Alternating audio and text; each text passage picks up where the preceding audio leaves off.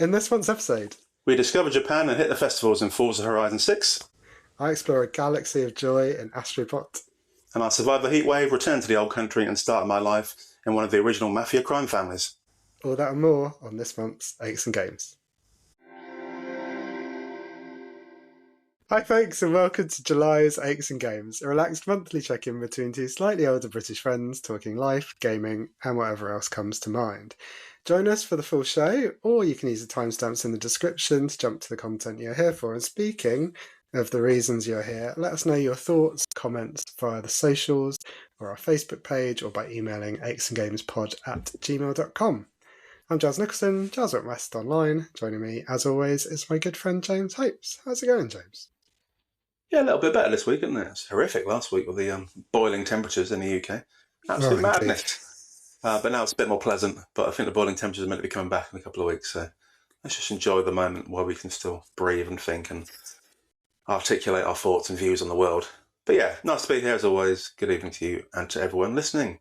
And what a lovely month, kind of, it's been, apart from the heat. Yeah, I think it's kind of you to say we can articulate our thoughts. So, listeners, you'll be the judge of that over the next hour to hour and a half. But yeah, it's much more bearable, isn't it? And I've invested in a rather sizable new fan. The perils of buying stuff on the internet.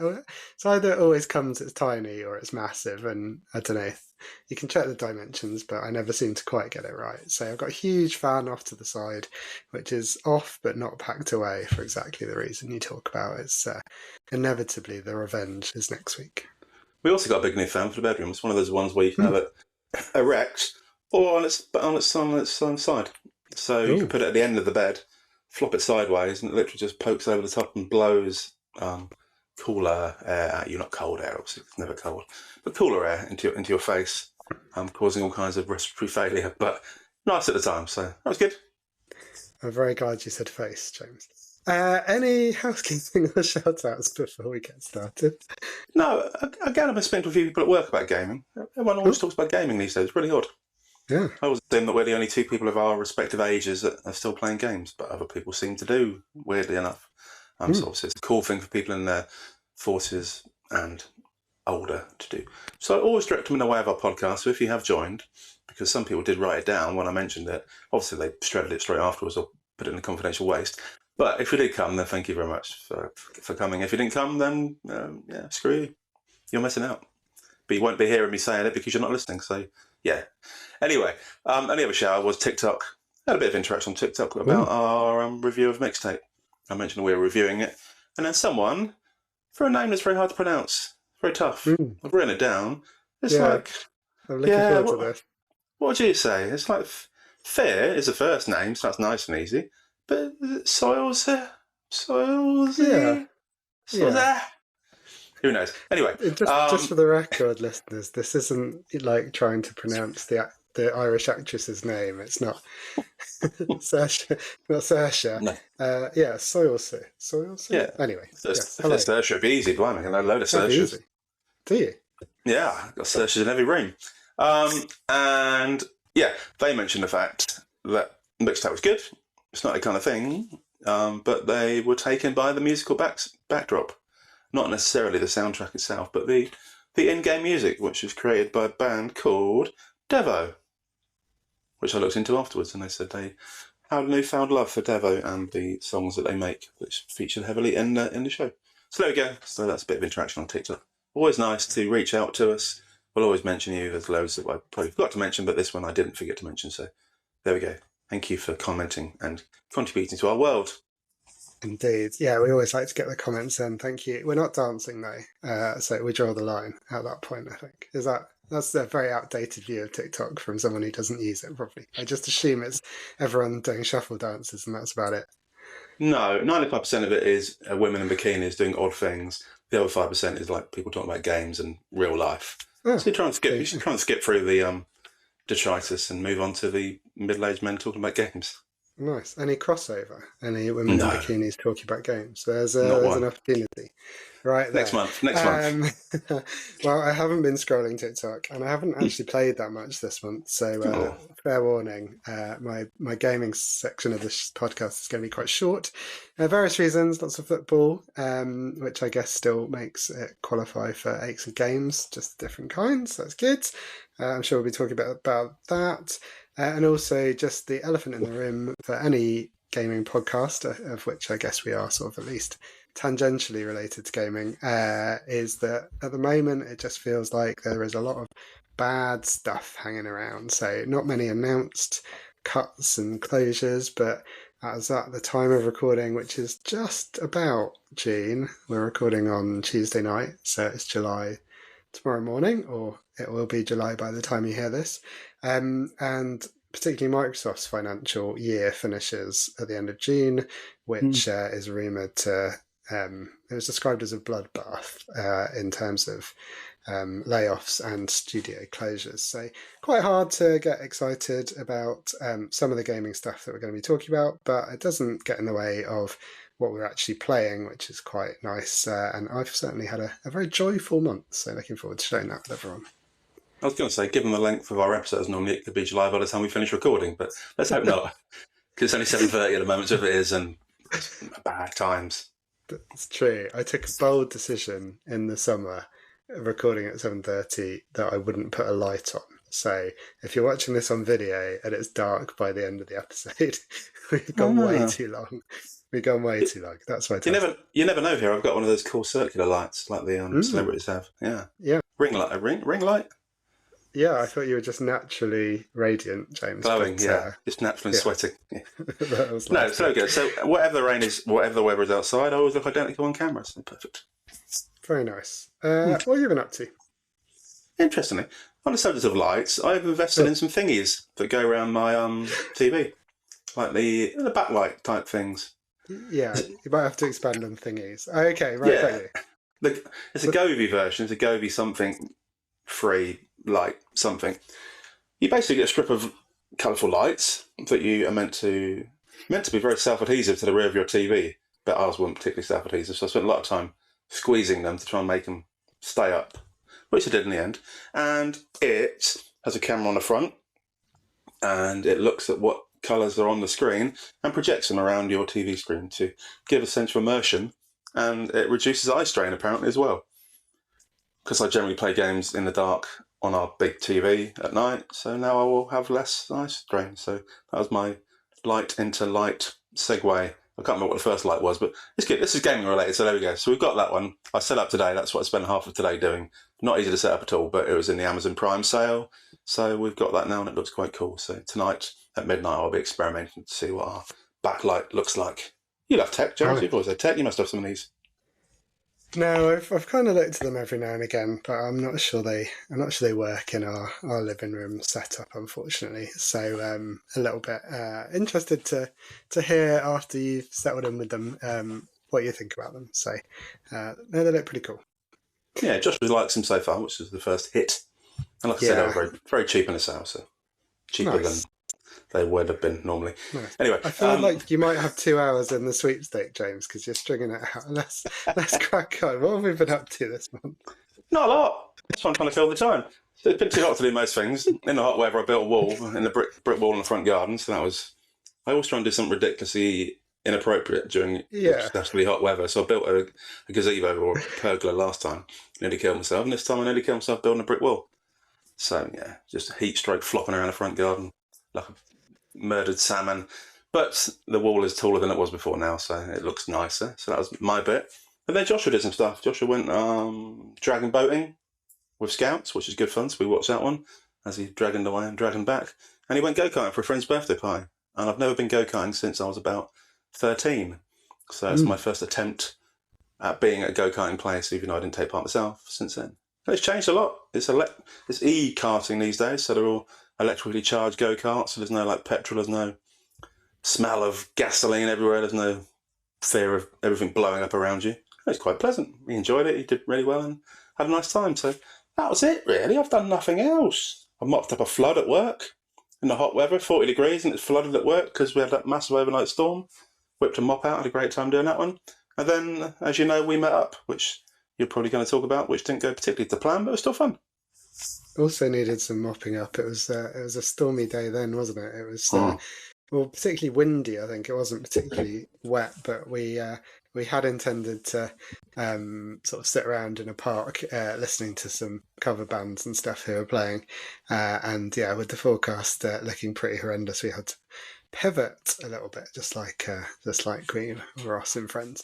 But yeah, no, it was really fun. I was glad you mentioned it, James. I thought you were going to just skip over it, but it obviously didn't leave much of a mark. We went to a nice tapas restaurant, didn't we? And had a brush with fame, which was very exciting. We had a few brushes with fame, to be fair, didn't we? Oh, who was the other brush? Well, we were next to the green room for all the bands, weren't we? All the cover bands were in there. Oh yeah, so there's a bloke who looked a bit like Chris Martin, a bloke who looked a bit like Ed Sheeran, and someone who I don't know who they looked like, so it could have been anyone. So yeah. So someone who, if you squinted, maybe we thought that might be the Dua Lipa tribute, but actually, I think it was just some woman who was in there. Yeah. But weirdly, the one that looked a lot like Chris Martin, Coldplay tribute weren't even playing, were they? So that was very strange. Yeah. They were just here just in case. He had about the green room. We also saw a giant dog. Had a giant dog in there as well, like bigger than all of us put together. Yeah. If all of us got on each other's shoulders, the dog still would have been taller. Crazy sized dog. We should have tried that. We should have checked. Next time. Yeah. But again, the brush of fame Giles referring to is Ailey Williams, who was a Reading defender in the 90s, sat behind us at the bar in the tapas place. Quite a small tapas place, but it's quite tightly packed in the corner. Yeah. Yeah, like tapas eating sardines in the corner. Yeah, intimate. And he sat there on his own for some reason, had a drink, and walked out after about half an hour, having been sitting on his own. It's the life of a TV personality, I guess. You go and review or interview some people, and then you just sit there until something else happens, and then you go home. Yeah, exactly. I think he was. I don't know if he was covering the festival and decided to stay away. But if there's no sport going on, we should just apologise if you're listening, Adi, for that weird group who was sort of next to you, looking over, going, "Is that guy looks a bit like A.D. Williams? Let's take a picture of his sunglasses." That was very strange. It was a long afternoon and evening, so by that point there was a very strange conversation going. But no, it was good food. Great fun. Very nice food. Great food, good company. What more do you want? Yeah. Also at the heat, I've been getting into my rowing machine, so I can't remember if I mentioned last month, but I invested in a rowing machine. Yeah, no, absolutely. I thought you looked different, James. I thought you looked slimmer. You can't even see my six-pack, no, which I've got on the floor next to me, waiting for the interval. I can see it in my mind's eye. Oh, I wish you wouldn't. Every now and again, we get reward and recognitions at work for being amazing, because I'm also amazing at work, as you can imagine.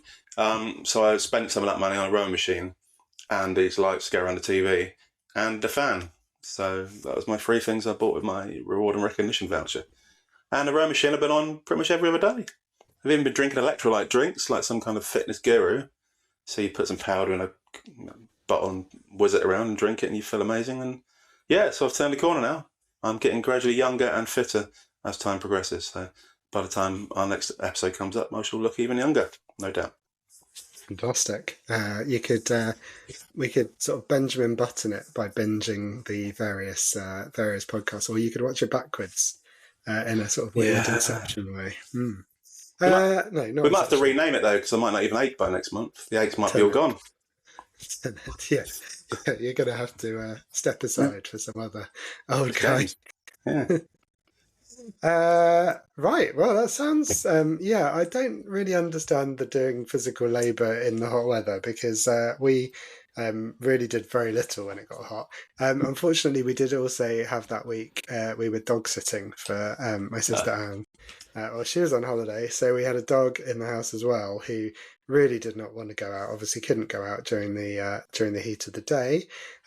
So between some very sleepless nights in part, because the dog makes things hotter, and also some very early starts to take him out for a walk before it got too hot. We were completely sleep deprived last week, and did barely anything apart from watching lots of World Cup and complaining about how hot it was, really, and watering the garden whenever it got to the stage where you possibly could, fighting against the inevitable death of some flowers that we've actually kept alive for a while. So That's a Good bit for you. disappointing. What we did do before that, though, was we went to Paris for a sort of long Nice. weekend, kind of short week, long weekend, somewhere in the middle. And we were very lucky because it was scorching hot the week before we were there, and obviously after. When we were there, to be honest, it felt pretty hot, but it was temperature-wise wasn't too bad. And we both went. We both went, obviously. We went to Versailles as part of the trip, which was the first time Oh, either of us had been there, which was yeah, quite no. exciting. Have you been, James? No. Always wanted to, but not. No. Very pleasant. The gardens are really impressive, although sort of French style, so very manicured, like very ordered. So if you like that sort of thing, great. If you like a more wild garden, it's probably a little bit fussy, but it's a huge place. The sort of formal gardens are part of it. There's also a park, and then there's this whole extra other area called Trianon, the estate of Trianon, which is where Marie Antoinette was. And Versailles itself, the palace we went in, it was very hot, but if you like big grand rooms and lots of old paintings, great. Not the most interesting thing for either of us, but Trianon, which is this little country estate that they bought. It was a village, and they bought it. A previous ruler had bought it so that they could effectively live a sort of semi-normal life, including inevitably some sort of illicit meetups with people they shouldn't be meeting up with. But then Marie Antoinette lived there and really liked it, apparently. And it's almost like this preserved little medieval village. It's gorgeous. So if you do get the chance and you go, well worth a long walk to get over there, or a kind of silly but quite convenient land train. So highly recommend that. Cool. One for the future again. There's so many things to do in the future, Giles. I know. When are To we going make to up for fit the it fact in? I've done very little last week. The only other thing we did last month was finish The Last of Us on the TV. That was good. I commented last time that obviously Joel had just been out for his golfing trip when I last saw it, but then 4 episodes since then were also quite good, I thought. Quite enjoyed it. Yeah. Didn't mind the ending. Didn't mind any of it. Quite enjoyed the whole thing, really. Obviously, big setup now of what's going to come next. How many more scenes they're going to use to pack it all in. And yeah, good fun. Yeah, I don't think there's been any sort of news on the third season series, but it's definitely coming. They keep announcing like who's in it and stuff, but I don't know if they've started filming or anything yet. But you enjoy? Okay, I didn't love towards the end of it, so that's interesting. Oh, I'm glad you liked it. Enjoyed the whole thing, and then obviously watching some World Cup. But I've only been watching the England games. Obviously, a lot of them are on at downtime. Had to watch a few at work in the background because I seem to be working for every England game so far. But yeah, Wednesday night we've now got Josh was meant to be doing a street dance performance at school at 7 o'clock on Wednesday night, and obviously football's on from 5 till probably just after 7, so it might fall apart a bit. We shall see. But anyway, England doing fine so far. Would have worn an England shirt, but by the time this goes out, we might be out of the competition anyway, so I thought better not. Yeah, that's not a jinx it. Oh, that's a shame you've only got to see the England games. I wasn't super excited about the World Cup in the States. I was talking to Craig about it, and just the idea of, everyone being completely fleeced by FIFA and paying 100 quid to get a train 10 minutes out of New York and stuff like that. Trump inevitably trying to kind of glory hound it whenever someone's getting a medal at the end. None of it appealed to me. But just watching some of the like littler teams and some of the random mix matchups that happen has been really good fun. I was in the pub with Craig and the Fat Tads, actually, your football team, for the Paraguay game, and we were saying, they were like, there was one of those conversations that only happens at the World Cup, which is something along the lines of, did you see Iran versus Egypt? What a game! And you just kind of think, that's the joy of the World Cup, and seeing all the Scottish fans sort of marching in Boston and stuff really does. Yeah, briefly. Shame about the football, but it does. That definitely lifted my spirits in what is quite a tough time with the heat, with the world and everything else that's been going on. So yeah, And I got South Africa in the work sweepstakes, so I didn't think they'd get very far. I've done all right. Yeah. They did better than I expected them to do. Until they got knocked out. It's fine. Okay. Will you be watching then if England go out? Will you sort of adopt a team, or will you call it a day at that point? In national football, it's never excited me much. I don't watch any of the England Hmm. friendlies. I can't stick any of them because it's always No. horrific. I always generally watch a World Cup. If it's on during the day, I would have been watching every game. But my mum's been watching all the games in the evening. But yeah, Joshua's not into it. Sarah's not really into it. I Oh. tend to be at work every day, all day. Apart from doing podcasts or going to see street dance performances. So yeah, okay. I should quiz them, man. As it gets to knockout stages, it'll be a bit more interesting. So I'll probably watch a lot more when we get to the round of 16 and above. But round of 32 doesn't feel that exciting either. But we'll get there. We'll get there. The knockoff stages do sound good. I'd highly recommend France games. France are looking really, really tasty. Well, glad you're enjoying The Last of Us. And what we've been watching is apart from the World Cup, is we caught up on Band of Brothers. Yeah, wow. Hannah's never watched it, so we're watching it through. She's having slight trouble. She sometimes struggles to pick out an American accent on TV. They're definitely particularly mumbly in Band of Brothers. I don't know if it's because it's an older show, and maybe the sound's not mixed very well for sort of a modern soundbar.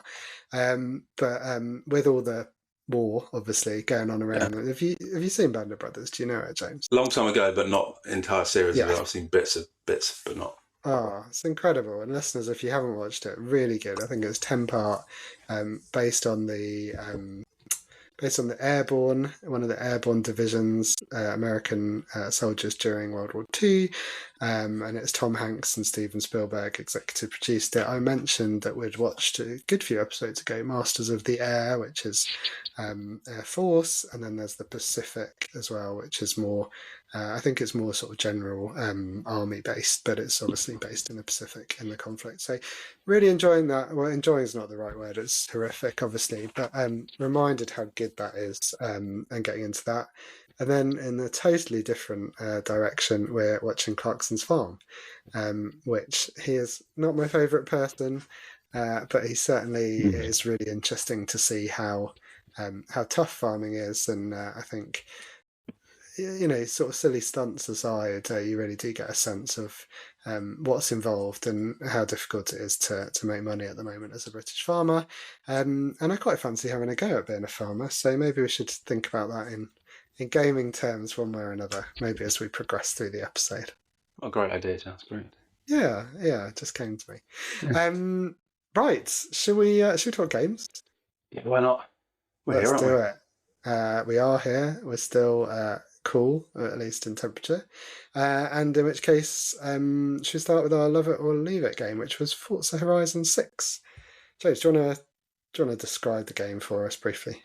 Yeah, so the long-running series of Forza games, and you have a car. You start off as a person, and you drive around lots. It's not a proper racing game because there's no proper physics. You can crash into stuff and knock trees down quite easily, for example, and collide into other cars and just bounce off them rather than having any proper damage. So it's not an accurate simulation of the racing business, and it's more of an adventure game rather than racing. In part, so you get a big map. In this particular version, that's set in Japan. Forza Horizon 6, 5 was set in other places, and 4 was set in the UK, which is nice. 5 is in Mexico, not somewhere. Other places, Mexico.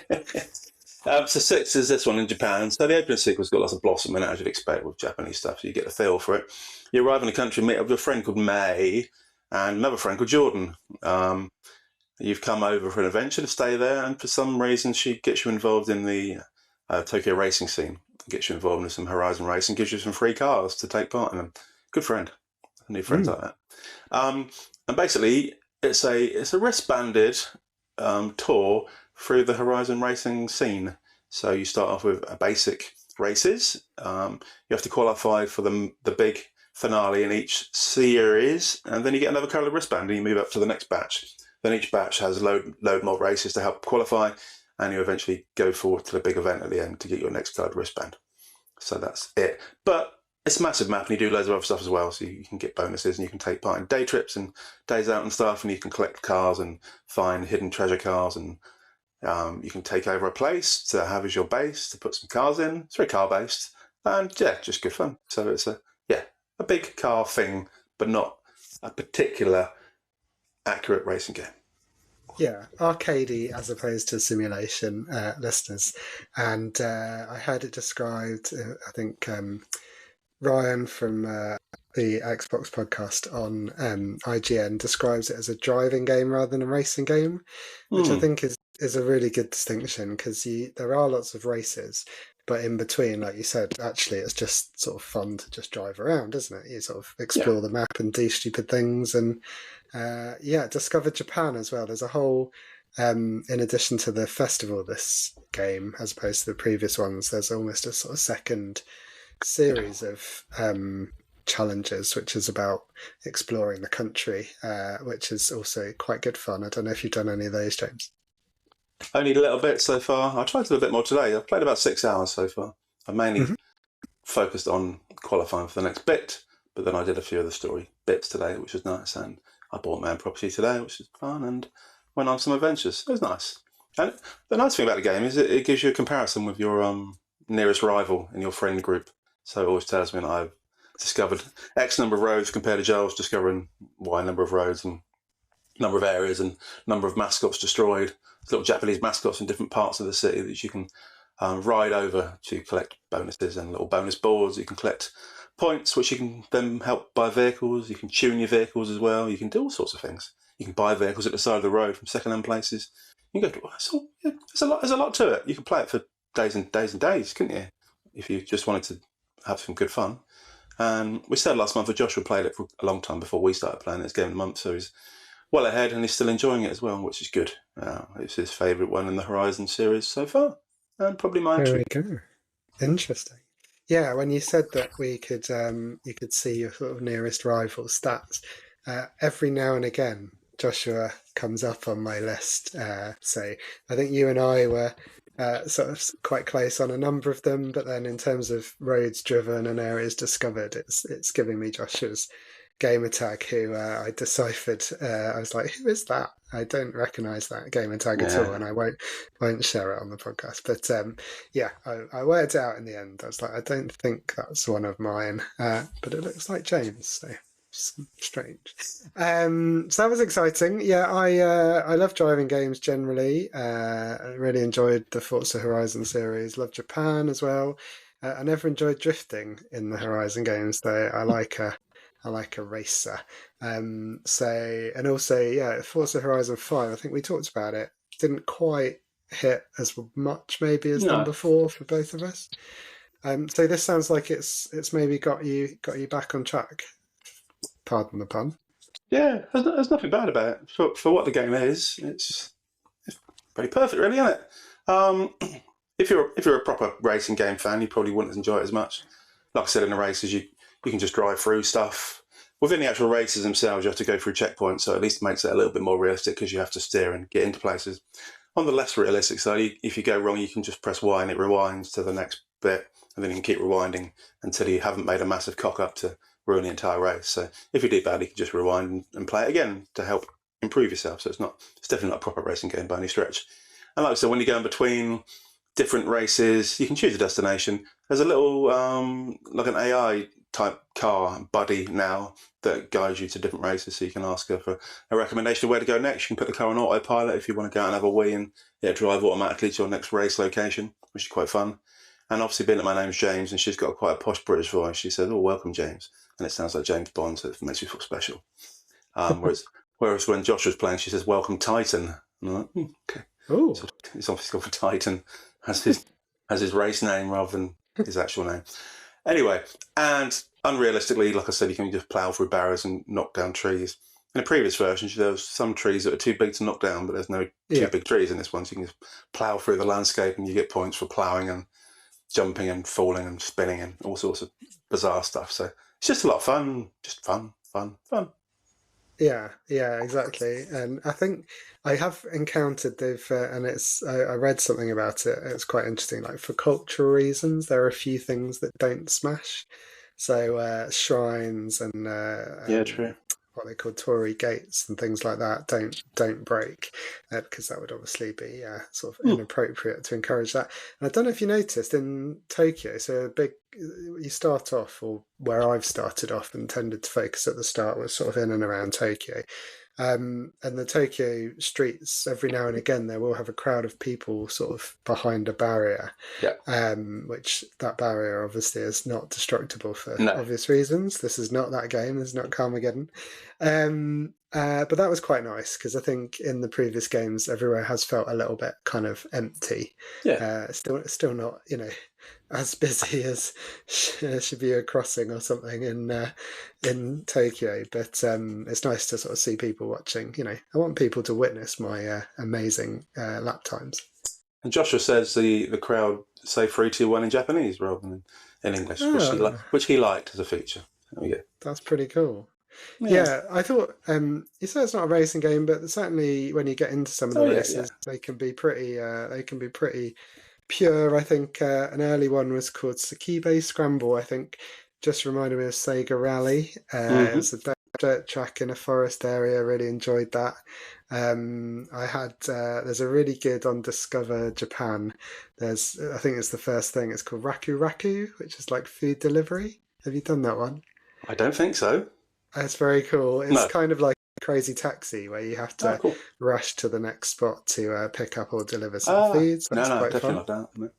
And that's in a weird, little, very high, narrow delivery van, so that slides around corners and stuff. And just zooming around, I got a Lamborghini. I think because of playing one of the previous games, it was awarded to me, so it's a really nice car early on. And just hooning around in that, smashing stuff, is ridiculously good fun. Whereas I can get that car. Joshua got the car because it's on my old account where I played Forza 4 and 5, but it's not on my account, so I didn't get a car. But I did get one. I did get one today, and then something not been available over the weekend. That's a nice car. It's good. It's just good fun, isn't it? Just good bounce. You can have head-on collisions with people. You can't run people over, but you can head-on collide with people, and they just carry on afterwards, and you carry on afterwards, and no damage is done. So yeah, a little bit unrealistic, but great fun. Very much recommend. Probably an 8.5. I would say 8.5 these days. Maybe 8.75. Yeah, it's. Will you keep playing then, Jose? It sounds like you could go and go. Yeah, no, I'll definitely keep playing. I'll certainly go through the festival series to get the top wristbands and collect cards, do fun stuff. But yeah, it's just something you can play in it for half an hour. Even though it's not massively engrossing, so you can just play half an hour, do a couple of races, and sail away again. So all good. Yeah, that's what I was going to say. It's always been kind of a chill game for me, the Forza series. You can just play it for a bit, quite relaxing, as long as you're not taking the race too seriously, and just kind of go and do something stupid for a few minutes. 9 for me so far. I think the only real downside is the formula's getting quite familiar at number 6. Really, I think Japan is a great setting. It looks fantastic. But I'd be interested to see them do it differently. There was a game called Project Gotham Racing before Forza, which was more sort of street race based, and the street races in Horizon 6 are really good, and it sort of made me crave that slightly more pure racing game. I'd like to see what the team could do with something slightly different, but I imagine there'll be a Forza Horizon 7 because it's selling and doing ridiculous numbers. Yeah. As long as you can pick different countries that have different scenery, then it works fine, doesn't it? And it's free on Game Pass day one, which is always nice at the moment. For now. Yeah, exactly. Well, what a great choice. Enjoying that this month. But you've been playing, by the looks of this notes section, you've been playing a heck of a lot. So do you want to take us through a couple of games you've been playing this month? Yeah, it's weird. I mentioned before with the Steam stuff, some stuff's quite cheap, so you can bounce in. Some of the games I've been playing on Steam for a few quid are horrific. So I bounced straight off and I didn't even talk about them. They don't even deserve to be mentioned. Also, one game on the PlayStation Plus, Rugby 25. I thought the reviews are awful, but I'll give it a quick go. And I lasted about 7 minutes, and it's the worst game I've ever played involving sport. Horrific. Used to love rugby at school, but this game's absolute arse. So there you go. Never play Rugby 25 or any other iterations. But back to some good stuff. I'll quickly mention this one because we played it before, and it's that game a month, 2 months ago. Love it or leave it. 2 months ago, 3 months ago. It's Planet of Lana 2. And I said at the time it was a really good game, but I hadn't quite finished it at the time. So I invested some time this month in completing it. And Yeah, just to recap, you're a small girl called Lana, and you have a small child sister who gets ill/injured, and you have a little cat type thing called Mew, and he's a kind of a robot kind of cat thing who's like thousands of years old, I think. There's no voices in the game; they're all just gibberish type voices, so it doesn't relate to any particular language, sort of spacey language. And it's a platformer with some puzzles in it, and it's very cutesy and it's good fun. And I completed it and quite enjoyed it, but hated the ending personally. I mentioned it earlier. The ending seemed a bit non-conducive to my enjoyment. Yeah, by earlier, that was before we were recording, wasn't it? But yeah, I think I remember. I mean, I loved the first one, really enjoyed this one.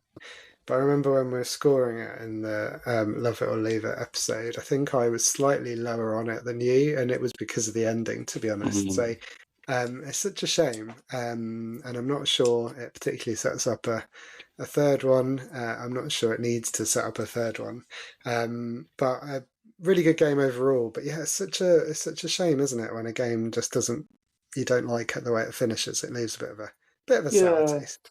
I think in any game where there's no voices and no discernible language, it's not always going to make massive sense what they're trying to portray at the end. But this one didn't make any sense at all. And I sat there going, "What on earth is this?" Didn't get it at all. Bizarre. But the game is really solid. As good a type of game of that sort as you can get. Just the ending was a bit naff. Didn't really make me happy to finish it. Just felt a bit let down. A bit cheated. Indeed. So that was a game that I went back to, which was nice. And I mentioned one other game that I went back to and finished. That was Mixtape. So Mixtape was our Love It or Leave It game for 2 months ago. What did we do last month? Oh, we just did Forza. We just talked about it, blimey. So, yeah. So the Love It or Leave It game for 2 months ago and 3 months ago, I've now completed. So Mixtape, it turned out when I discussed it on the last episode, thinking I had a few chapters to go, I only had 4 minutes to go. So me and Sarah sat down, got all our snacks together, got the drinks, sat on the sofa, played 4 minutes, it finished. I was like, oh, okay. Perhaps I could have finished that a bit earlier than that. But with Mixtape, the ending made some sense. It's all about a group of 3 kids who are meant to be finishing school and go off on an adventure, and then one of them decided to go off and have a career and do something she wanted to do. And there's a story of those 3 kids, and it ended quite nicely, reasonably emotional ending, and that turned out fine. Lots of fireworks, lots of good music, lots of fun stuff, not much gameplay to it, but enjoyable, 7.5-ish, pleasant. Yeah. Glad I finished it, but yeah, not going to set the world on fire. In contrast, it probably ended. I think it started and ended at its best Mixtape. So, yeah, those last few sequences I really enjoyed as well. So, nice stuff. There was another one you finished, wasn't it? Parisian Brasserie Simulator. Yeah, kind of finished it. It's one of those games where you never really finish it. You just play for life if you want to until you die. But I did all I wanted to do. I expanded into the terrace. I expanded into upstairs. It was all fully automated. I had lots of staff doing all the things for me, and I could just sit and watch it if I wanted to. But in the end, I was like, okay, I've done all I wanted to do now, so I can move on. But that's a game involving cafes and restaurants, which is what I was quite into at the time. Yeah, it's probably as good as it gets. Again, you can play as big a role as you want to. You can serve all the stuff. You can make the drinks. You can take all the orders. You can do whatever you want to, or you can just sit back and let everyone else do it. So it was a nice game. Enjoyed it. Did 25 hours of it. So yeah, for an early access game, I thought it was very good. So very much recommended if you like Paris brasseries, cafes, and simulation games. I was with you right up to the end. Yeah. I feel like we might have spent 25 hours in Parisian Bistros this month. So yeah, maybe similar, but you're really ticking them off this month. So impressive stuff. 3 completions already, and there's more to come after your next segment, Giles. Bosh. Well, yeah, the only game I finished was also relatively close to the end by the end of last episode, which was actually a Love It or List It game for last month. Mixtape we just happened to both play, I think. This was replaced. Oh, yeah. Yeah, so this is a sort of side-scrolling cyberpunky type game from a Ukrainian developer. We talked about it last month. Go check out that episode. But yeah, I was probably about an hour from the end by the time we recorded, and I thought this one ended really well. You were talking last month about the story not making much sense. I think it really came together at the end. It was still, it's a bit sci-fi, a bit nonsensical, not nonsensical, but you have to go with it. But it's sort of a story about AI and sort of corporations taking over and all that good stuff. That sort of gritty retro future. But I thought it came together really well at the end. I'm really delighted that I dropped it too easy for the last few hours. I think without that, it would have felt a bit grindy. But no, I'd recommend that, James. Do you think you'll go back to it at all? Yes. Now that I've finished Planet of Lana and mixtape, then yes. I'm into a finishing phase of my life now. I like to finish things. Like Sheldon in Big Bang Theory. Excellent. I do not understand that reference. I only ever saw it with the sound off in the gym on a Sunday morning. Really? Yeah, Oh, no, I was it loved good? it. Yeah, I watched every episode of it. But he Very was popular. very much he couldn't get the enjoyment out of it until it was finished. So doing the thing he Got didn't you. enjoy, he enjoyed the finishing and getting the endorphin hit at the end. So yeah, that's what That I've missed makes out with replaced so far. makes a lot of sense. Well, yeah, I got that hit. I give it a 9. I really enjoyed it. So that was my first game for this month. What else have you been playing, James? I promised over the last few months I was going to whip out my PlayStation 5 Pro and play one of my Christmas games, and I did both of those things. So yay Oh, me. So I played Mafia the Old Country, which is very sexy game. Very enjoyable. It's based on the olden days whereby Italian families did some crime and, like protection rackets and the like. So with the original Mafia games, they were generally set in the States, weren't they? With Italian people moving into the States and then doing the protection rackets and stuff. Whereas this one is set in the Old Country, hence why it's called Mafia the Old Country. So it's actually in Italy. And there's lots of Italian accents in English. So that was nice to hear. The story starts with you, who is called Enzo. Nice Italian name, Enzo. You're working for a mafia family in some mines, and you and your friend are saving up to escape the mines, and you eventually are about to escape. This is very early on, so I'm not spoiling anything at all. You eventually escape, and then the mines collapse, your friend dies, and you're left on your own, get beaten around, manage to escape, and you hide out in a barn, which happens to be owned by the boss of another mafia family, who seems to be a bit nicer. So you are yeah. sort of taken on by that mafia family, because the two mafia families hate each other, and lots of japes and bants ensue over the next few years of entering your life as a newbie from a mining career into a mafia family. And you work your way up through it all and meet the love of your life and get into the family, and lots of things happen. Being its old days, it's lots of knife fighting. So all the boss battles involve knife fights. So the two of you stand there with a little knife and you poking at each other and slashing and trying to duck and dive.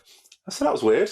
Never had a big knife fight Hmm. boss battle before. So every boss battle with all the mafia dons are knife fights. But you do get guns. So like most of those types of games, there's quite a bit of stealth involved. So you creep around and make sure your stealth bar from the other baddie doesn't see you, and you hide behind things and throw stuff to throw them off the scent. So some really good battles. I quite like the storyline personally. I found it quite engaging. It wasn't massively new and untouched territory. You basically fall in love with the daughter of a mafia boss and you work your way up and kill loads of people. So it's probably been done before in films. But it's quite nicely done. You felt a bit for the characters as you went through it all. Voice acting was fine, apart from the slightly Hamish Italian accents. It's a really nice part of adventure. So you can spend a lot of time riding a horse, which I enjoyed, and a lot of time riding old vehicles through countryside, which I also enjoyed. You can skip bits if you get bored. So when you're going out on a horse ride to get from one location to another, you can fast skip it to get there. But a lot of the time, you can just ride around on a horse and have a nice time. Just you and the horse on the open roads. And that's quite pleasant. You can sort of feel it bouncing up and down between your legs and feel the neighing and the clip clopping, and you get to where you need to go eventually. The graphics are lovely. It really feels like you're in the Italian old country. There's lots of vines and grapes and all that kind of jazz knocking about, and mountains in the background. And not giving too much away, the mountains play a big factor in the game at some stage. So, so a big story about a whole family, big development, great graphics, good voice acting. I like the storyline. It wasn't too long. It was probably about, 10, 15 hours in the end. So I played it within the space of a few days in the evening. And I really enjoyed it. It reminded me a little bit of like Plague Tale, Requiem and that kind of stuff, with the stealthy bits and the lots of people knocking around. Less rats, or fewer rats, should I say, in my English grammar excellence. But yeah, it felt similar in that lots of battles, lots of action, good storyline, well done, great game. Glad I played it. Cool. What would you give it if you had to rate it out of 10 for a podcast? Oh, if I have to, jeez. It's If definitely someone high. held a knife in your direction. It's definitely higher than an 8. Okay. Definitely lower than a 10. Hmm. But lower than a 9.5.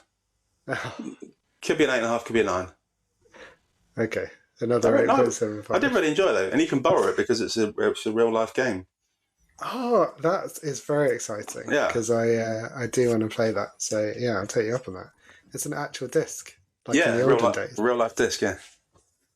Mafia the old Nice. country on an old disc from the olden I'll days. definitely take that. Well, we might be able to do a swap, although I think you've got the next game that I was going to talk about. But this is also on a disc, and it was part of really what became an accidental theme for this month from Place to Side, which is very gritty. So we talked about how Forza was just really good fun, and it was like quite arcadey. You could just pick up and play. The other game I spent most time with this month is Astro Bot, which, like you, James, was a game that I got for Christmas. So we're also on the PlayStation. Also something I've talked about playing for a long time. So we didn't plan it, but there is a connection. Anyone who's had a PS5 will have got the demo where you can kind of try out the annoyingly gimmicky DualSense controller with Astrobot. Other opinions are available. And if you have been listening to the podcast for a very long time, you'll know that I played and loved Astrobot Rescue Mission, which was the VR game on the original PSVR. So this is a 3D platformer featuring Astrobot. It's a real love letter to PlayStation. It's actually like broader. It's gaming in general, really, but things that have been on a PlayStation. So, you think of things like Resident Evil and other third-party games. Final Fantasy, stuff like that. Or Persona definitely is on there. So, other franchises are featured. It starts off, you are flying in a spaceship, which is a PS5 shaped spaceship, and things go wrong and bits fly off, and you just need to collect them and put it back together, essentially. There's not much of a story, as you would expect there's not going to be, but throughout it you're going through these levels, also collecting other bots that have been kind of left around hidden. If you've ever played a 3D platformer, whether it's Mario or something where you're collecting stars, this is a way that you can complete a level, but actually then you can go back and do more stuff, more challenging stuff to get the collectibles. In this case, it's just other little bots. It is just sheer joy. I mean, that's the main thing. It is so fun. When you load it up, there's a really catchy tune on the sort of loading screen. The worlds are these super bright, very sort of tactile, really amazing textures in some of the, there's like beach balls that really look like a beach ball. I don't know, the artists are wizards because they've done a great job, and very cute characters. So it's just fun. It's light. Some of the special levels are a bit more challenging, but yeah, you get to the end of the level. You need to, if you've collected a certain number of bots, then when you get to the next level, you'll be able to play it. So that's the only problem, that some of the levels further on are gated. You need to have collected a certain number of bots, which means you have to go back and replay levels. So that's the only downside from my point of view, because that kind of annoys me a little bit. I'd like to blast through these things, but it is fun finding the sort of hidden bots and using different skills to get there. Talking of different skills, you need to go through some footsteps on your audio, James. It's throwing me a little bit, but nothing we can do about that. Sorry, listeners, it probably isn't coming through, so you probably think I'm crazy. But as well as the standard gameplay, which is fun, you can kind of punch and sort of fly over things and kill them with your oh god, what are they called, like booster rockets that you use to sort of fly. But then throughout the game, you sort of pick up these extra pickups again, like in a Mario game where you might have had the mushroom to get bigger, or you might have had the raccoon hat tail thing to fly. Very much like that. So there's a collection of things. You have a sort of elephant backpack thing that spurts out water and allows you to go higher. There's one level, a couple of levels actually, where your backpack can make you get bigger or smaller, and that's sort of factored into the gameplay, which is really good. And yeah, it's just great fun. A bit easy, maybe a bit grindy to get through to the next levels. Some of the best gaming music I played, I listened to the soundtrack. There's a really funkiest tree you'll ever see. If you ever get to that level, you'll know which one I mean. If you played it, let us know in the comments. I'm sure you will remember. But it's just sheer joy. It's a 9. I'm about probably 2/3 of the way through it, but I can be pretty sure it's not going to outstay its welcome because I'm loving every minute. Yeah, that might be the next thing I play, actually. Have you got it, James? Yeah. Joshua's got half. Joshua played half already. Yeah. Okay, Yeah, so I can't do that. No, I think we got that in real life as well. I think. Yeah. So I need to get back onto that one. But yeah, Joshua loved it, and I love the original one. So it's going to be good. Awesome. Haven't finished anything else, but I have played quite a few other things. I'll just whistle through some of them. Obviously, EA FC 26, what used to be FIFA in the olden days. I play every iteration when it becomes free on whichever console it becomes free on first. So at the moment it's on PlayStation, so I'm playing that on PlayStation. I always do the player career mode. You pick a person, you customise them, and then you just play in that one position. So I always play as number 10 for Reading and played exactly the same thing every time. And the game is so similar to every previous iteration of the game, you could just be playing the same game. But it's only once a year, and you only play it for like a few weeks at a time, and then get bored and wait for the next 11 months to play it all over again. There's not many discernible differences this time at all. Even the commentary is pretty much identical. It's just the same game, but with a different number. So yeah, still as fun as it always is. It's still a good quality game. I'm still enjoying it. I'll still get promoted in 2 seasons and then get bored and give up. So I'm about a third of the way through that process of playing too much and giving it up. But good game. Always recommended. It's always an 8 out of 10 for FIFA. It's FC 26. So perfectly pleasant with that one. A few other little bits. I tried VR. I promised a few months ago that I was going to play Ghost Town VR because you had played Ghost Town VR and said it was actually quite good, quite interactive, quite made nice technology. And currently, the PlayStation's in a smaller room. It's where we do the podcast recording against a mountainous backdrop behind me. So if you look to the left of the PlayStation and the TV, there's not much space between the TV and the wall on that side of me. So therefore, you can only really play VR games in sitting down mode. So I set up for sitting down mode.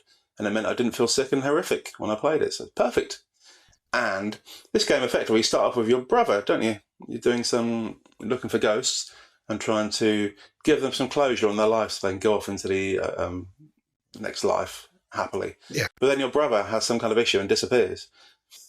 So you kind of go off on your own, exploring, looking for more ghosts and trying to find clues about your brother's whereabouts or disappearance or something along that lines.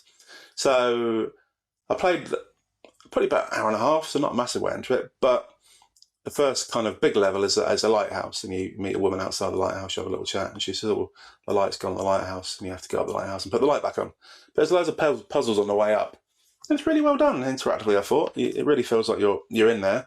You can look around properly and interact with stuff. You can lift handles and open doors and move switches and twist knobs and work out where everything's going on, and you hear noise and see people running towards you in a ghostly format and can do lots of stuff. And it felt really nice. So that's probably, out of all the VR games I've played, this is probably the one that I will actually enjoy for a few hours and actually do, rather than previous ones where you enjoy it for like 20 minutes and then either throw up or get bored. So it's really good. So good recommendation so far. I will talk about it again next month once I've played a bit more. I jumped off it because of the heat wave, because you don't want a massive bucket on your head during 40-degree heat. So I gave up on it for a while, so I need to try and squeeze a bit in before the next Earth-ending heat wave comes next week. So that was another game I played. You had one more, Giles, didn't you? I've got one more. Yeah, go for it. Yeah. And that was, it's funny you said about VR though, because I've got a list of things that are on the Quest subscription that I'm not intending to renew in a few months that I really want to try out, but yeah, just couldn't face it. There was no way. I mean, I'm wearing headphones for this podcast. It's not very hot and I'm already quite warm, so I can't imagine what it would be like with the headset strapped to me. Yeah, my other one I mentioned last month, it was added as the classic to PS Plus. It's Guitaru Man. Guitaru Man even. And I have such good memories of this game. Loved it. It is a bonkers rhythm action game from 2002, so PlayStation 2 era. Again, I really can't remember if it was you, James, or if it was John Braid, maybe. Although I'm not sure if the timing works there. But we used to play this a lot, and there's only 10 songs in it, so I know them well, and each time I'm getting to a new one, it's bringing back these incredible memories. Gameplay is a series of these musical battles where you you have to put the joystick in the direction of the line and follow it, and it's quite a wibbly line, so that's quite hard. Maybe a bit like one of those, balance things where you have to follow the metal line around without setting off the alarm. And button presses as well. So, fairly standard rhythm type game. There's 3 phases in each battle. There's a charge, a battle itself, and then a guard aspect. So you're either attacking or defending in the battle in the guard, or you're charging yourself up in the first place. If you don't get that bit right, you don't have enough energy, and it's a bit of a nightmare. Great first impression. It starts off with for people of our age anyway, a sort of real 90s feel, although it's 2002, I guess. A 90s feel kind of TV show intro with a really catchy song. You meet the cast of, yourself and your friends, and it's got that kind of slightly hammy, translated from Japanese, over-the-top expressions. You are a character called U1, and you arrive home, get called a loser by a talking dog who's called Puma, but he tells you there's a solution and gives you a tennis racket, and makes you practice with the tennis racket before he gives you the Guitaru, which is really just a guitar, but it's inherited down, it has special powers. And good timing, because then a demon shows up, quite a cute demon to be fair, in your house, and challenges you to your first battle, which is a kind of Guns N' Roses style classic rock battle, which is great fun. And then over the course of, as far as I've got anyway, over the course of the rest of the game, the great thing about it is each song is a banger, but in a completely different genre. So a guy dressed up, funky guy playing the trumpet, he's dressed as a bee. He's called Mojo King Bee, obviously. So that's kind of funk. You've got a drum and bass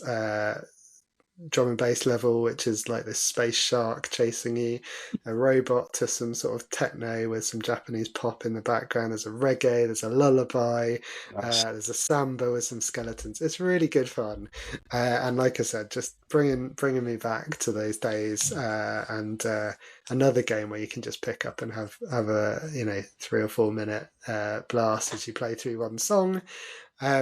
Story's really funny. Again, reminds very easy for it to come back. The downside of it, I would point out, as someone who plays their PlayStation on a monitor with Bluetooth headphones, that does not work with a rhythm action game, because the ever so slight delay you get over Bluetooth completely throws you. So I've wired myself in, and that's much better. The other downside is that bloody Space Shark drum and bass level. I remember being a nightmare. It is a nightmare. It's so hard. But I did just crack it last night and got straight to some of the levels I've been really looking forward to. So great fun. Objectively, it's probably a 7. It's just kind of silly and very lightweight. But the nostalgia and the quirkiness aspect of it is I'm loving it. It's going to be another 9 from me. Hey. And I'm sure I will play it to the end, and no doubt I will go back, particularly playing the little lullaby for a space version of Your Girlfriend, which I won't try and explain on this podcast, but it's already in my head because I'm talking about it, so the music's good. I'd highly recommend giving it a go, James, if you've not played. What's on again? PlayStation? It's on PlayStation Plus, if you've got the top level, because it's a classic.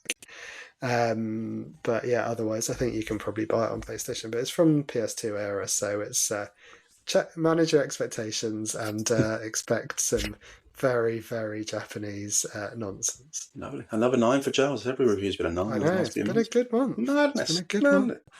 Right, I'll whip through the last few that I've been playing this month. Like I said, a few of them are on Steam, a few of them are not on Steam. I tried Jurassic World Evolution 3, which Joshua really enjoyed earlier in the year. I only played for about half an hour, but it looks good so far, so I shall come back to that one over the course of the month. A game called The People of Sea, Sun and Salt is a weird one on Steam. Again, very well reviewed. It's a little building game, but only in a certain number of blocks. So your island is surrounded by water, and if you achieve the objective, then you get given more land, so the water subsides a bit. But if you do badly and the people are unhappy, then the water comes back up again, so all the stuff you built will then get flooded and disappear again. So each level you have to achieve certain challenges and certain number of buildings, certain number of people doing a certain number of things. Very simple building game, so it's just blocks of buildings on different spots. But it's kind of a puzzle game because you have to fit them in the area you've got and make them all link together somehow.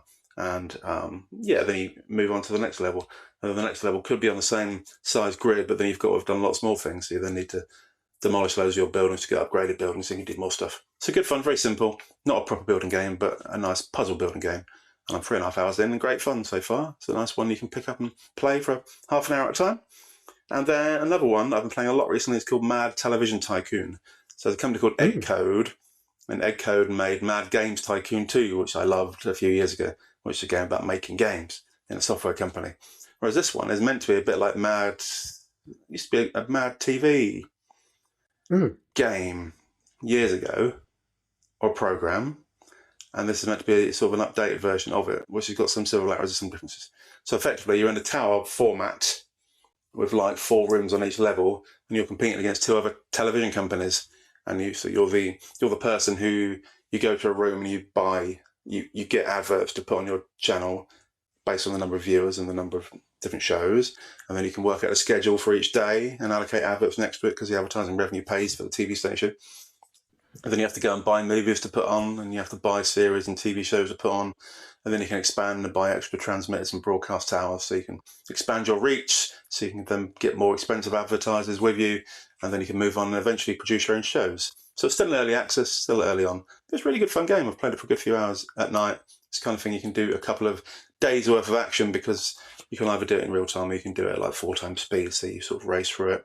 And you can see the viewing figures for each hour, and you're trying to beat the other 2 companies and make as much money as possible. So again, really, really good fun, that one. I love Eggcode games, and this is another belter if you like that kind of thing. And I think one more in there. We tried a game called Killer Frequency with Sarah one night. Never heard of it. What's this? It sounds like it's going to be good fun and it's sort of good for TV. It's just weird. So the premise is you're a radio talk show host. You've got the boot from your big job in Seattle or Boston or some American big place, and you've moved to a local radio station that only has like 2,000 listeners as opposed to your 2 million you had in your previous job for whatever reason under mysterious circumstances. So in your first few nights, you take over the radio station, and then a serial killer starts terrorizing your little village that was in existence about 20 years ago, but everyone thought had gone and died, but now it's back.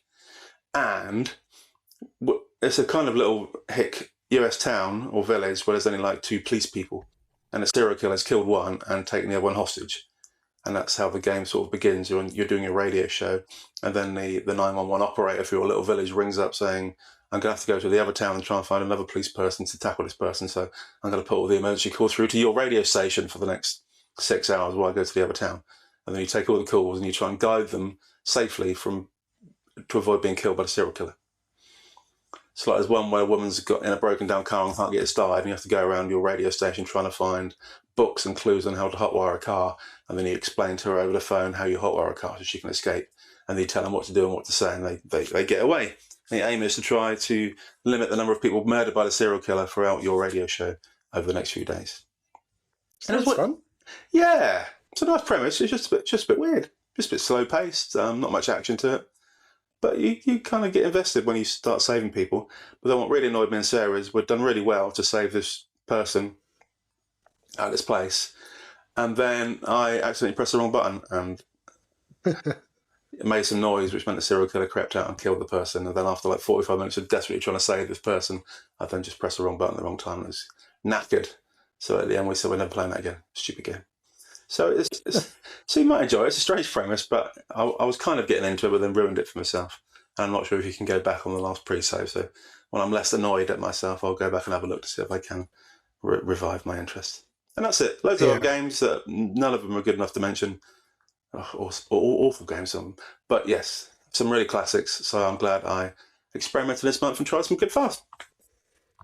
Excellent. It sounds like a much slower paced version of the Until Dawn and that sort of game, where I managed to not save a lot of people despite my best efforts. I'd imagine on this one I'd also probably not be very good at keeping people alive. Yeah, but it's weird. You get like a call saying, "Oh, I'm being murdered," and then you put on another record and you go to the toilet and have a wander around. A strange game. Excellent. But anyway, excellent. You might enjoy it. Who knows? Sounds fun. What's that on? It's on Steam. Yes, another bargain. I've probably lots of other places as well, but that's where I picked up on Steam. It was really highly rated in the 90s. So it was meant to be an unusual game. So yeah, all good fun. Anyway, that's all the games we've played this month, but we are thinking, as you alluded to earlier, of playing another game for the month ahead. Indeed. Perfect segue. I'll love it or leave it game for July. We had a little chat about this just before coming on, and we settled on Farming Simulator 25. Xbox Game Pass. Surprisingly, Farming Simulator is a farming simulator video game series, according to Wikipedia. Who'd have thought? Locations based on America, European, and Asian environments.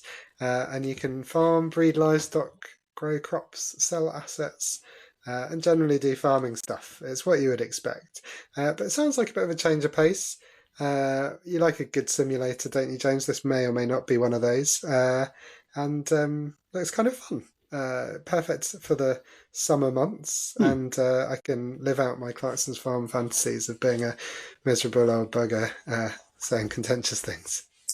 Yeah, I was going to say, I like simulation games and you like Jeremy Clarkson, so it's a perfect choice.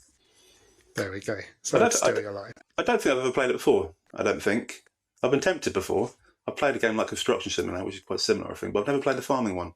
So it might be interesting. It said it takes about 500 hours to beat, but we're not going to spend 500 hours, so we shall see. We might manage 2.5 if it's that bad, but loads of people love it, so we'll give it a go. It is surprisingly well reviewed when I looked at it, and also surprisingly it sells quite a lot. So I know things like Train Driver Simulator and Bus Driver Simulator and things like that do sell, particularly in Germany, weirdly. They love their sims. But notably, if anyone's listening thinking, oh, I've played Farm Simulator 2023, I'm not sure if I'm ready to play another one. Well, the new features in this game apparently are new crops, including rice, spinach, peas, and green beans. So if that doesn't get you sold on an upgrade, new animals, this genuinely does excite me. Goats, water buffalo, and baby animals. Well, goats anyway. Sounds fun. There's 400 machines, over 150 agricultural brands, and weather effects, including tornadoes and hail. So maybe we've undersold this one. But love it or leave it. We will play at least a few hours, give it a go, and who knows? This may be the start of a beautiful farming relationship. I think I might really get into it. I've got a sneaky suspicion that might be it for me for the next 400 hours. I think so, yeah. I think I've already got an impression of next episode. Good stuff. Yeah. Well, that'll be a nice change of pace, like we said, and perfect for the summer. I'm sure there's some beautiful sunny mornings or evenings to farm in, and probably some horrendous storms and things as well. But just to point out, I've only got 12% left of my battery, so we're gonna scoop through the news section, other bits, and then see how we get on. Yeah, we'll get there. Let's do that. Well, we've had too much fun, so we need to talk about some misery. In terms of the news this month, there is a lot of misery, unfortunately. I mentioned earlier on that there are lots of bad news either been announced with some layoffs at Bungie and at EA, or really, as we record, this big sort of thing hanging over particularly Xbox studios, but really more generally, is just lots of signs in the industry that bad times are coming. They've increased the prices of the consoles again in the last few days. Yeah. No doubt they will have to increase them more because of AI stealing all the graphics cards, I think, isn't it? So that's kind of annoying, and particularly annoying, tragic because of the layoffs, and these are people's jobs, so, no flippancy, is that a word? Here. But in terms of games and things that I was looking forward to, there's talk of Ninja Theory closing, who made Hellblade, Compulsion, who made South of Midnight, Double Fine, who made Psychonauts, before you say about Keeper and Kelm. And just today, there's a rumor that Arcane might be closing, and the Blade game that has been announced and being developed might be cancelled. They did Dishonored, and lots of other good games. So, James, sort of pretty depressing news. I don't know if there's much you or I can add, but any thoughts on these horrible rumors? At least it must be pretty rubbish to also hear about them and then have to wait a few weeks until Microsoft's financial results are out. Yeah, it's been the same the last year and a half, really. We've mentioned it a few times, but different companies disappearing, different games being cancelled, and all that kind of stuff. So it's nothing new, unfortunately, and it's just a sign of the modern world, isn't it? Really, lots of bad stuff going on, and lots of people trying to squeeze themselves into what's left of the gaming job market.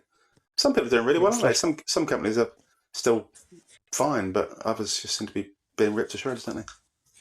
Yeah, they definitely seem to be. Nintendo always does well. I think Japanese sort of corporate culture is probably a little bit less brutal than over here and in the States.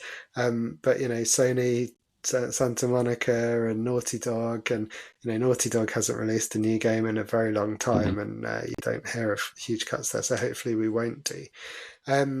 But it certainly takes the shine off the next topic as well, which was going to be talking, it feels like a lifetime ago, of the showcases that we didn't get to last month. So Sony State of Play had happened just before recording, Xbox Showcase, Summer Games Fest, and a Nintendo Direct had all happened just after. Any thoughts on that or what's been going on these last few months? Again, a lot of it is a long way away, which I always don't get that excited about talking about. Like you mentioned, the new Senua game would have been nice, but it might not exist. That's a shame. Lots of other games might not exist by the time they come to coming out, so it's hard to know what to talk about, really. The Plague Tale game, obviously, I mentioned earlier about loving rats and adventures of sneaking around rats. So that one is coming soon, but it's obviously going to be different characters and I think less ratty, isn't it? It's going to be set in a different kind of era and place. So, but again, if it's similar quality to the last games, that'd be good. If it makes it, that's not due until next year. No, it's coming in August. Oh, this August. Oh, I thought when you said August 27, you meant 2027. Yeah, no, August 27th. I should have put a TH. Yeah, so that's good news. Yeah, so no, looking forward to that one. Now. That one should definitely happen by the sound of it. So that's good. Fable, we've been looking forward to for a long time, haven't we? The Fable game, but that seems to be a little way off again. Yeah, it is February. It's now dated February next year. So yeah. Assuming, again, it actually comes out. Yeah. And then there's a see-through Xbox, isn't there? That looked like... to celebrate 25 year anniversary of Xbox, are making it a green see-through Xbox Series X to match the original Very Xbox. Bad timing.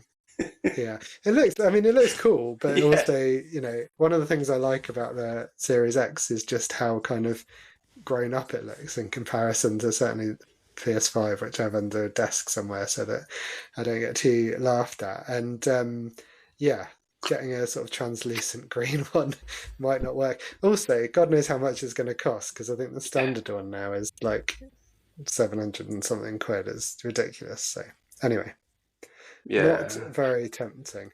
I think Resonance, it's called, A Plague Tale Legacy. That one of the things I noticed about that and about Senua, which was probably one of my most anticipated games of the Xbox Showcase, only to then learn that it might never be released. They announced it. They announced that it's going to be released next year. That was the high on the roller coaster. That was very exciting because that was much sooner than I think anyone thought. They announced that it had more of a combat focus, which also the Resonance of Plague Tale Legacy seems to have more of a combat focus.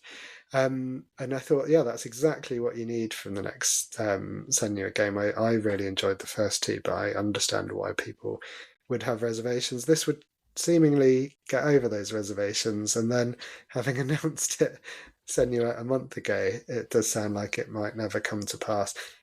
Plague Tale Legacy, yeah, to me looks like one to watch, and the previews that they've made have made it look really, really appealing as well. I just had Gears of War looks fantastic. Gears E-Day, that's October. Looking forward to that. Really enjoy the series. And Halo Combat Evolved. No, Campaign Evolved, it's called, remake of the original campaign, launches next month, so looking forward to that. But yeah, in terms of longer out, Clockwork Revolution I thought looked good, but that's next year. Who knows about that one? It's just taken the shine off completely for me. I've got just focus on the games, I guess. Enjoy what you've got. There's a huge backlog waiting for all of us, I'm sure. I think it's going to be a really rough. I don't think it's just Xbox, but Xbox I think are going to get hit the worst. I think it's going to be a really rough couple of years. We're going to see a lot of scaling back, but there are far too many games to play each month. So from a player point of view, I'm sure we'll still have stuff to talk about. But I think we're like a lot of people, aren't we? You either get gifts of games for Christmas or birthdays, or get the releases when they come on our subscription services. So it's hard to know where you are with the Xbox subscription service as well, because obviously it used to be very good for day one games, but then they cut the price and promised you probably wouldn't get as much as you used to get out of it, including Call of Duty. So what you end up getting, who knows? It's not really come to pass yet, has it? So I'm not quite sure where that's going to pan out. So whether any of these games that have been discussed will ever make it to our Xboxes or PlayStations is in the next few years, only time will tell. Who knows, indeed. Right, speaking of things that are going to make it, just quickly, PS Plus Essentials haven't been announced as at the time of recording. Games on Extra and Premium have been announced, and Game Pass is still a bit quiet this month. I mentioned Halo's coming. Anything, that took your interest, James, from the upcoming games on any of the subscriptions? Nothing horrifically. Obviously, the Sonic games are always fun. Sonic games are always fun. Joshua used to love the Sonic games. I haven't played one for a while, so we'll probably give that one a poke. Kingdom Come Deliverance. Obviously, I've got Kingdom Come Deliverance 2 for Christmas, so this one I'll be just playing it in the disc version, so no need to worry about that one. One game we didn't mention last month is called Junkster, which looked quite fun when I looked into it a bit earlier. So Junkster is a day one release game on Xbox, and it's kind of a 3D platform, but it involves some building as well. You're a little robot, which looked quite cute and quite fun and a bit different than a normal platformer, so I should definitely be getting that one a go. Even if it's not a subscription, it's quite cheap regardless, so it's quite cheap on Steam, where the reviews are 90-odd% from the 41 people that reviewed it. It seems to be going under the radar generally, but I should certainly give it a go and report back next month on Junkster. Please do. And yeah, the Sonic game is Sonic X Shadow Generations. So Sonic Generations I played and really enjoyed, so I'd recommend it. And this has got some extra levels playing as Shadow the Hedgehog. So that's on PS Plus. I think Moss is coming out as well. Is it? The combination of the original two Moss games under a new name are coming out in a non-VR format for people who don't want to vomit when they're playing it. So yeah. I know you're a big fan of Moss. They were on my Game of the Year last year, weren't they? So combined. I'm intrigued what it's like without VR, but lovely little game. Really, really interesting world as well. So it sounded like it's going to be a new game, so it had a whole new name, but then when I actually looked at the previews you just mentioned, it's a collection of the two games. Okay. Not quite so excited. Yeah. I'm pleased for the developers because I hope they get some money from that, because I think they released a slightly weird multiplayer game and didn't do very well, and they were in a bit of trouble as a result. So I think this is probably a why very then. obvious attempt to try and sell some more copies. But fair play to them, because it's a cracking game. If it translates to flat screen, I would highly recommend it. Good stuff. Well, hopefully we're going to get to the end without you dropping off, James. That is the show. Please remember to like and subscribe to the podcast. Please give us a 5-star review if you're that way inclined. Come over, chat with us, interact with us on our social platforms. We're at Aches and Games, or email achesandgamespod@gmail.com. I'm Giles Nicholson. You know the tag. How about you, James? Yeah, come back next month to see how I got on with Astro Bot, and I might try Silent F, depending on what mood I'm in. But if it goes back to the heatwave, we might be playing nothing at all. We might just be sitting in a darkened room trying to avoid death by heat and sweat. But there we go. So yeah, pop by the Facebook page, pop by TikTok, communicate with us. If you have a name that's hard to pronounce, please tell me how to pronounce it so I can mention it in the next episode. And obviously pop along to the website for all the reviews, news and upcoming stuff, including copies of all the videos. And Giles will post a video copy of this on YouTube on Friday morning. So if you want to see our faces moving and voices coming out of them, please do. If not, just go to your normal podcast provider, unless it's Amazon Music, because our podcast doesn't seem to work on Amazon Music still, which is annoying me. No end. Oh, yeah. Better look into that. That is annoying. So please keep bugging Giles about that one, so I can listen to it on the format at some stage. But that's it for me, so thanks for joining again. Take care, everyone. See you next month. First Friday of the month. More Extra Games. Bye-bye. Bye.